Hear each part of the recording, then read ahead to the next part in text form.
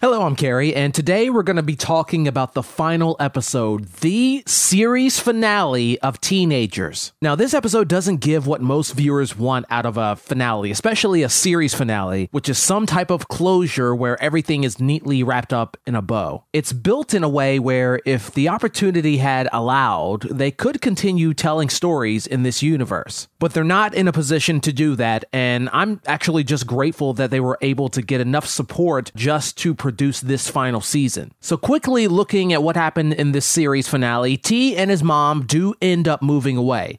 I said in the episode recap for 303 that it was pretty sad at the thought of seeing him go, and his friends as well as Olive echoed that sentiment. But T said it best in this episode that being in this city makes him feel like he's drowning. And pretty much that he feels like he owes it to himself to give himself a fresh start. And if there's any life advice I can give you, it's that ultimately you've got to do what's best for you in life and no one else. The breakup of Adele and Sara predictably opened the door for what we've all been hoping for since the beginning of time, which is Sara and Olive officially becoming a thing. Not much to say about that except it's about time, and I hope there's a lot of happiness in their future. And finally, I started watching Teenagers from the very beginning, starting in 2014, because this series, it featured a couple of very familiar Degrassians in Chloe Rose and Ray Ablack. And it's always interesting watching Degrassi actors in roles outside of the Degrassi characters we've been watching them play for years. In this final episode, Teenagers hits us with a classic Degrassi drama, a 2-for-1 in this case.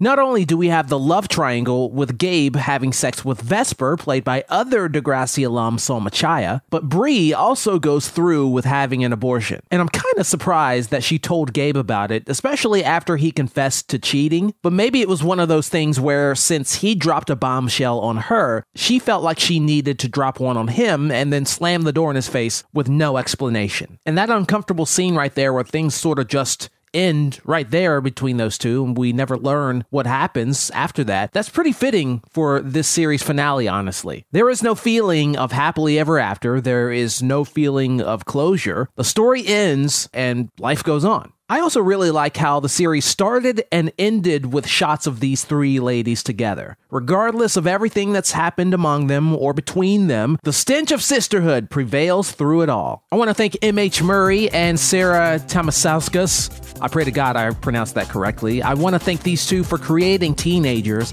and for devoting the last several years to making this project a reality. And thanks to the cast and crew for sticking through this journey. Nowadays, you don't have to be a high-rated TV show with a star-studded cast on a major network in order to be an award-winning series that creates stories that people want to watch. And for nearly 4 years, Teenagers has proven that. If you missed any of the episodes or you're just in the mood for a binge rewatch, you can watch all 3 seasons of Teenagers on their YouTube channel right now. And with that, we say goodbye to Teenagers web series.